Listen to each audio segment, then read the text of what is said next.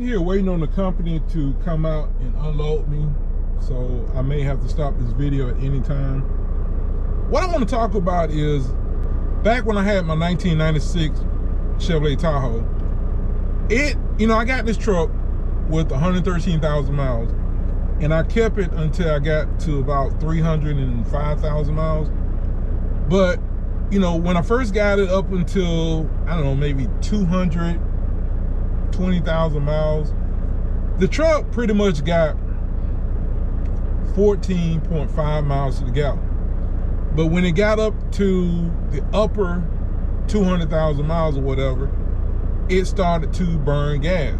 And I didn't really notice it at first because I wasn't really filling it up. I wouldn't drive it in that much, so I would only put about maybe 10 to 20 gallons in it. So I didn't really notice it at first, but then I decided to do a fuel economy check one day and realized it was only getting about 12 miles to the gallon. So at first I thought it was because it was an old motor, and I figured that the motor was worn out, even though it wasn't burning much any oil. I mean, about a half a quart of oil between oil changes. But I figured the motor was going bad. So one day I decided to Google something about like why my engine is burning gas, or why it burned gas, or something like that.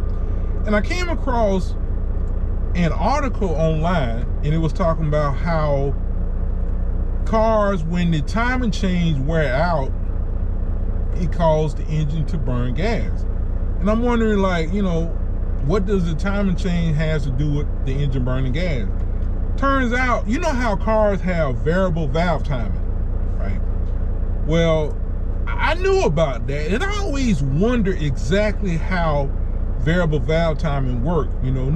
Before then, no one has ever said that you advance the cam at low speed to get torque, and you retard the cam at high speed to get horsepower. At least I don't remember ever reading that. But in this article, it spoke about that. And it said that when a timing chain wears out, when it stretches, the cam gets slightly retarded. So the engine runs sort of kind of a little rough or funky, whatever, at low speed. But at high speed, the engine runs good. And that's exactly how my truck ran. It ran a little funky at low speeds, but ran really, really good at high speed. So that was another reason I didn't believe that the timing chains were worn out. Well, I didn't believe my engine was worn out. Well, after reading that, it made sense. And by the way, the reason it makes sense is this. Turns out when the timing chain get loose, the cam is retarded. So your intake valve stays open longer than it normally does, and more air and fuel goes into the engine. So that's the reason why it burns more gas, right? So anyway, I decided to change the timing change on it. I think I changed it to 240 or 260,000 miles. It was something like that. Well, anyway, this might be the guy here. Nope, that's not the guy. Anywho, so I decided to change the timing chain. So when I noticed that when I put the new new gear onto the camshaft, it wouldn't fit. So I actually had to put some bolts in the camshaft and take a screwdriver and advance the camshaft just a little bit for the bolts to fit in.